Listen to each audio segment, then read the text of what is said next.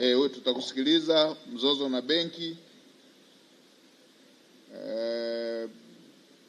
Bertilda, mtoto mgonjwa, sogea na wewe hapa kwa makatibu.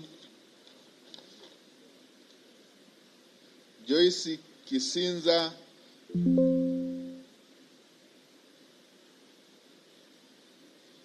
msaada mtoto mgonjwa, sogea kwa katibu. Lazaro Elia Malugu amevunjika mguu, hebu na huyu asogee kwa katibu hapo. Katibu, pitieni moja moja tuwasaidie. Huyu hapa naye Manga, huyu hapa naye Tumbo Samige, ugonjwa, anahitaji msaada wa ugonjwa.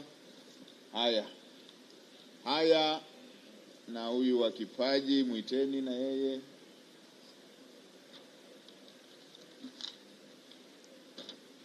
Mwite na huyu aliyefukuzwa na ndugu zake. Waiteni hapo pembeni wale ambao wanahitaji msaada, tuwasaidie msaada. Sasa kabla hatujaenda kwenye hizi za ardhi, tupate hoja ambayo tulishazigawa kwenye sekta. Mheshimiwa Naibu Waziri wa Maliasili na Utalii, WMA, pamoja na hoja zingine za maliasili.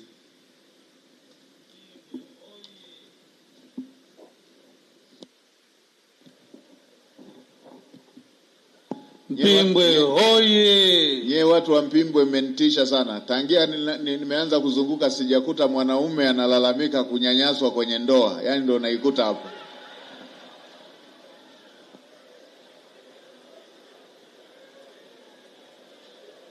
Mheshimiwa Waziri Mkuu, nakushukuru sana kwa fursa hii. Mheshimiwa Mkuu wa Mkoa, Comrade Idi, mtu mwenye duka lake, yaani mwenyekiti wa mkoa huu wa Katavi, Mheshimiwa manaibu waziri wenzangu, wananchi wenzangu, Jamhuri ya Muungano wa Tanzania, kazi na utu.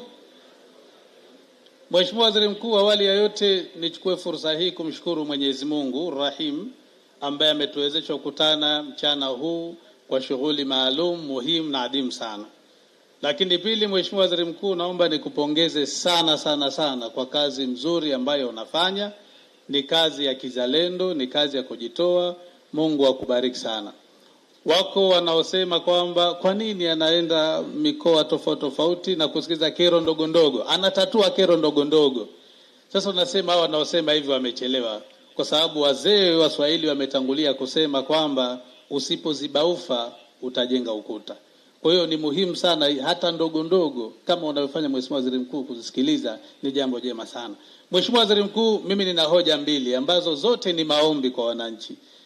Hoja ya kwanza, wananchi wameomba eneo la mlimani kule waruhusiwe kwa ajili ya makazi, kilimo na ufugaji nyuki. Mheshimiwa Waziri Mkuu, kama tunavyojua milima na athari zake, eneo lile limehifadhiwa kwa mujibu wa sheria na eneo lile ni muhimu sana kimkakati.